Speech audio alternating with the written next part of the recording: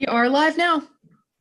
Well, welcome everybody to a joint briefing from the Senate Budget and Taxation Subcommittee on Education and Business Administration. I'm once again very pleased and proud to be joining one of my good friends, Chairman Ben Barnes, and the Subcommittee on Education and Economic Development from the House Appropriations Committee. Today, we're having a briefing from the Maryland School for the Blind based on a joint chairman's report that they were very timely in getting back to us with. I know I speak for both Chairman Barnes and my subcommittee that I serve on when we talk about how important the population that you all serve are. We look forward to continuing to work with you on this, and Chairman Barnes made a point of reminding me today on how important it is that any restricted money that you have, that we try to release that as quick as possible based on your your responsiveness. And with that, we just wanted to make sure that we went through and we briefed everybody on what you had in your responses for the Joint Chairman's report.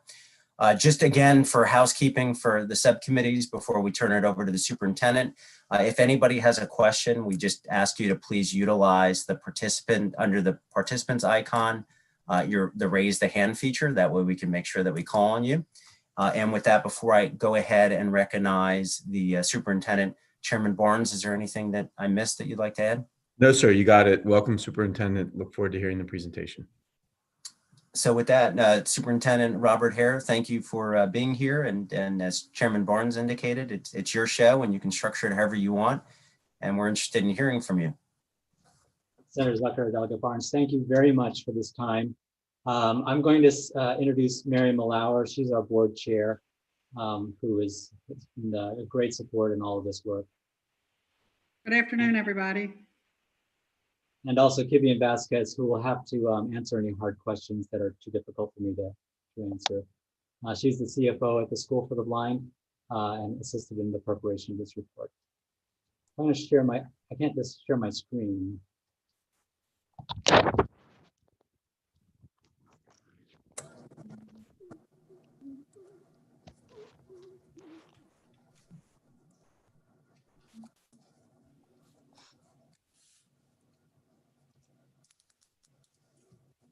I'm going to share my PowerPoint. We have a copy of your PowerPoint. But I can also share your PowerPoint as well if you'd like.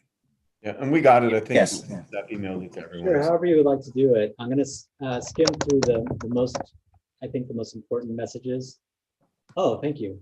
All right, I will start then. So if we can go to the slide with Cole's first day of in-person kindergarten. So I'm coming to you live and in person, not a virtual background, from the School for the Blind. We are in session and we've got students on campus, including Cole. This is Cole's first day of in-person kindergarten at the School for the Blind. This picture was taken, like I have my kids and I remember that first day, how important that was for me. But I can't imagine having any of my children going to school during a pandemic. Cole is nonverbal. He's had significant surgeries in his lifetime. He's blind and he's unable to wear a mask safely, which has made it more complicated for our students to assemble this back to school plan. Next slide. So just very briefly, our pandemic response, like all the other schools, we closed on Friday, the 13th of March. And we've been working on how to get back to school. We offered the school as a campus hospital site. We donated PPE. We were like joining the effort. We're all in this together. But then we had the next slide, get to the work of the return to school plan. In the next slide, the most important thing I want to share is how difficult it is to make a plan with students who are so complicated. The cost for PPE, we estimated to be around $300,000. We spent $120,000, $130,000 at this point. Testing is an important part of our plan because our kids can't mask and they can't socially distance as well. So our health advisors recommended that as well. And I have to give a shout out to Senator Gazzoni and others who helped us advocate with the health department prioritizing our school for COVID testing. They've given us free testing for the next 6 to 8 weeks as part of our back to school plan. The first estimates were around 1.4 million, so we're thankful for that. We've also had wonderful support from parents and friends. We had a parent with a lead donation of $25,000 to assist us with the purchase of PPE so we can get our kids back to school. Next slide. We reopened preschool on October the 26th, and first through third grades came back. It's great to see kids back on campus. They really need to be here. And we're going to bring more students back, hopefully, unless we're closed down because of the pandemic once again.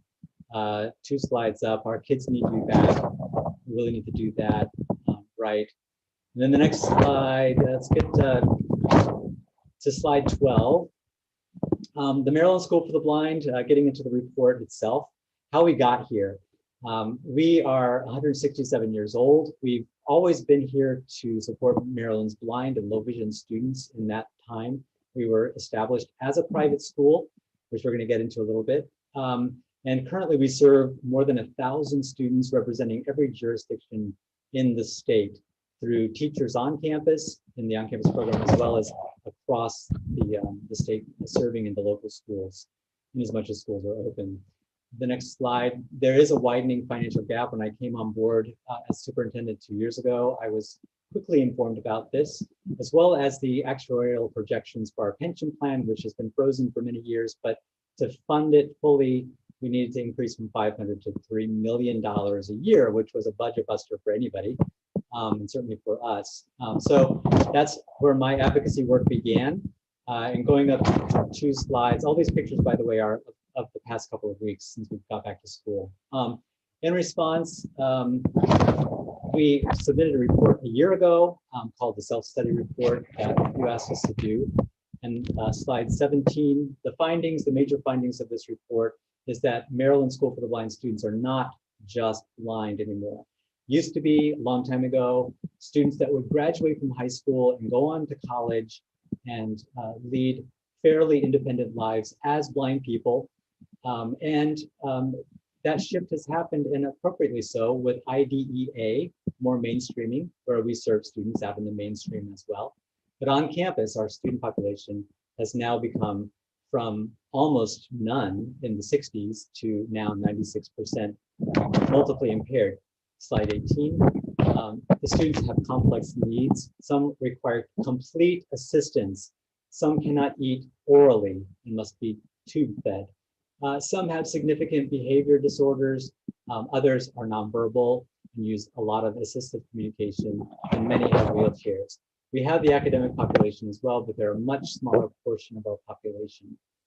Next slide. And one thing that that report found was that residential services obviously cost more, especially with our kids with multiple disabilities.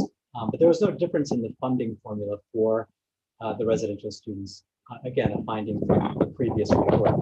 The next slide shows the statistics that bear that out. We have 28% more students who are residential at the School for the Blind. And this is also kind of comparative to other schools for the blind across the US. We have more residential population than even other schools for the blind. 86% more of our students have significant multiple disabilities than the School for the Blind. So the next slide shows a little bit of a conversation about cost containment, which has been gradually reducing services and staffing at the school because the funding just never really caught up with that shift in the population. Now getting to the full 2020 JCR report, which was submitted on November the 1st.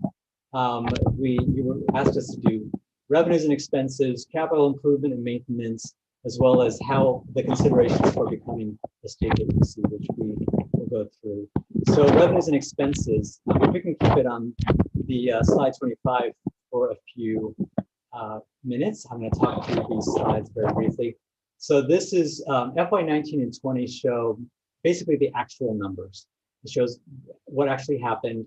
FY21 shows MSB board approved budget numbers, which of course in the end will change based on exactly how much we spend of that budget. And then FY22 and 23 include what we feel is appropriate based on the needs of our students for staffing, to provide competitive compensation, and also competitive healthcare benefits, which we're going to talk about a bit later. The full report has the full numbers. Stay here for a second. FY 19 and 20 also show good results, but there's a lot more to these numbers than just the bottom line here. It also shows our effort to be fiscally responsible. We've done a lot of cutting and reductions, which impact these numbers that had occurred in or around these times. But also FY 20 shows additional savings that happened due to the pandemic. Also not yes. Superintendent Harry, I just want to let you know you're doing a great job. I just wanted to make you mindful that when you're turning the papers, it seems like you might be rubbing the microphone because we're getting a lot of feedback. So I just want to make you aware of that, but the presentation's good. Just want to make you aware of when you're switching the papers, we're hearing a lot of the ruffling. Sorry. No, you're Thank good. you. You're good. Okay, the also not reflected, the pension payment does not show, and I don't understand, I'm not an accountant, and even Kivian trying to explain it to me a million times, I don't understand it, but we actually have a cash cost of $3 million a year, and that is a smooth funding formula in order to avoid having a $4 million cost this year, a $2 million cost the next year, so it's averaged out, but we actually have a cash expense of $3 million a year.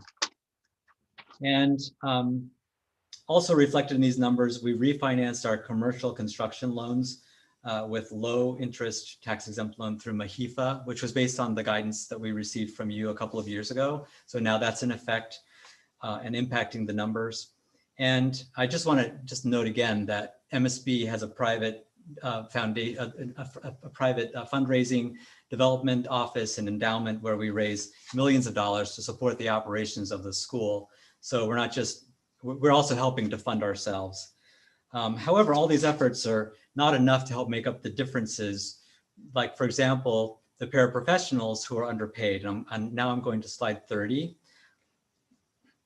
So the paraprofessionals at MSB are paid 30% less than Baltimore County.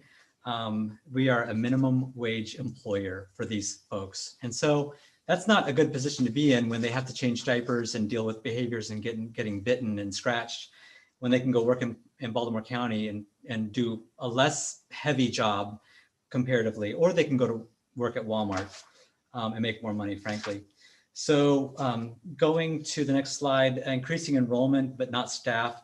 We have increased our student population over the past 10 years by 47 students, which is significant for the on-campus program. But we have not increased a number of key positions like OTs, PTs, speech. And so what's happening is people are overwhelmed in their caseloads. They have a lot of students. And next slide, we have also reduced many positions over the years. Behavior specialists, one that we really need, psychologist, music teacher, recreation. We're starting to cut into programs and not able to provide as rich a program. And we do that every year to meet the revenue that we expect to receive. So next slide, reduced benefits. One of the other ways that we cut our expenses was to reduce our health benefits. We were priced pretty much out of the market, $4 million a year for health insurance. We went to an unpopular HMO plan with a very limited physician network. And I want to point out that we have staff who live in Delaware and in Pennsylvania who cannot get to a healthcare site under this plan because they live in a different state. And so it's kind of a disaster for us. We've lost staff. We've also had people turn us down because we're not competitive in our benefits as well as our wages. So going to 36, the funding formula, as we studied the numbers, we were very interested in looking at the funding formula and how that worked. And what we learned was that the formula is identical for the School for the Deaf and the School for the Blind. It's identical. At one time, the funding was identical on a per pupil basis, as well as dollar for dollar. It's exactly the same funding for the different schools. And it's all based on the enrollment and on the foundation amount that's set by the state, but also key is for the prior year funding. And as we looked at the School for the Deaf compared to the School for the Blind, that there have been additional bumps through the years that we don't receive. So we haven't been able to keep pace. So next slide. The compensation and benefits in the School for the Deaf, there is an available mechanism in the pay plan statute And through this, there's a model for us that we don't have a regular way to review our salaries and compensation and get that into the budget. When you look at the School for the Deaf appropriation computation, there's a whole ledger of, COLA increase, salary increase, other bumps that happen that we don't have. And so we just get further and further behind. So that legislation could be a model for MSB. Going to the next slide. And this just shows out how we looked at the formula based on a simple division of the total funding by the enrollment showed an $8,500 difference per pupil. If you multiply that out, it's 3.6 million less in funding based on a per pupil basis, or 15% less per pupil. And what's remarkable to us is that our students are so much more complex in general than School for the Deaf. Not throwing any aspersions towards the School for the Deaf at all. So the next slide 40, the preventative maintenance program requires 1.9 million according to the consultant that we used, inflating to 2.5 million annually. Right now, our budget is 1.7 million. A different number, we'll need over the years 18.6 million to address capital maintenance. This roof is falling in, this carpet needs to be replaced, et cetera, et cetera. We have some buildings that are way falling behind because of deferred maintenance. To replace the aging buildings in our campus master plan, we'll need around 49 million. These are dorms, athletic facilities, and the statewide Braille library, which is practically falling in and leaking on our Braille books, which are shared by all of the counties across the state. On slide 42, to become a state agency would require significant legislation that would either repeal or need to be changed and added. And we're also 3/4 of the way through our campus master plan, so that some consideration, if we became a state agency, would need to go into the fact that we are right now under the IAC funding until 2028. So we'd have to go under DGS for that, which, I mean, it's not unsurmountable, but it's just another consideration. The next slide, merging the school's defined benefit plan to the state would be impossible due to ERISA requirements. So there would still be this $3 million liability each year for the next 10 years or so, unless the COLA and mortality rates tables change again, which would require more money. But so that wouldn't eliminate the problem, just becoming a state agency.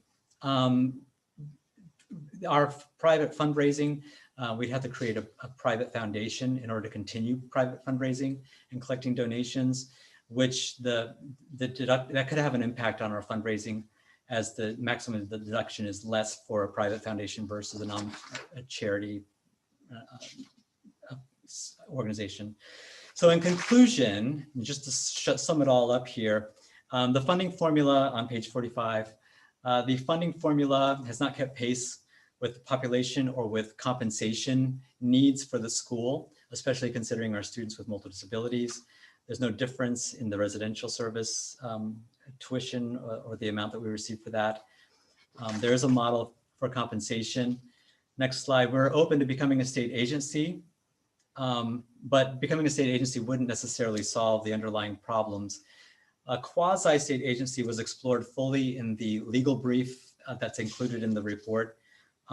It could allow us to remain somewhat independent and deal with some of the private land and property and endowment issues. However, it wouldn't necessarily solve the problem without additional funding. The next slide talks about the students at MSB. Some of them, if we didn't have the school, would be sent out of state. I used to work at Perkins School for the Blind. I can attest to the fact that we had many students out of state. The tuition is $394,000 for residential out-of-state placements. I once had, I kid you not, a student from California who was a day student who won a big legal lawsuit from the state of California, and they moved the family to Cambridge, Massachusetts to be a day student at Perkins. So it's not just $394,000, it's all the other costs of housing and putting that family up. So even with increased funding, MSB is far less than that out-of-state tuition. And the final slide, or the next to the final slide, the board and the leadership team believes that it's the funding formula is the problem, is the source of this issue. The base appropriation needs to be reset. Weighted funding for disability and residential placement are ways to help, and legislation for compensation and benefits adjustments mirroring the School for the Deaf would help from keeping us from getting too far behind. Last slide, we're honored to serve. We're thankful to you, and we're committed to working with you and keeping our school alive for our students and for our state. Well, thank you very much for that comprehensive and thorough and succinct presentation. So ultimately, you all, the one takeaway from this is you're asking for a legislative change to the formula. Right. Yes. Chairman Barnes, I'm not seeing any questions right now. I don't know if you have anything to add, Mr. Chairman. I don't see any. We did read the study beforehand, and we appreciate it. It does give us a nice roadmap. I mean, I think we're all very motivated to bring some relief to you and the great work you do this year. So it's a good roadmap for us to look at for session and to work off of. Are there any questions on the House side? Just throw up your hand if you don't see any. Any questions on the Senate side? Okay. Well, thank you very much, everybody. I know that you have an important population to serve right now, so we'll let you get back to doing great work. And with that, that concludes today's briefing. We appreciate everybody's time. Thank you. Great. Thanks for the work you do. Thank you. Thank you very much.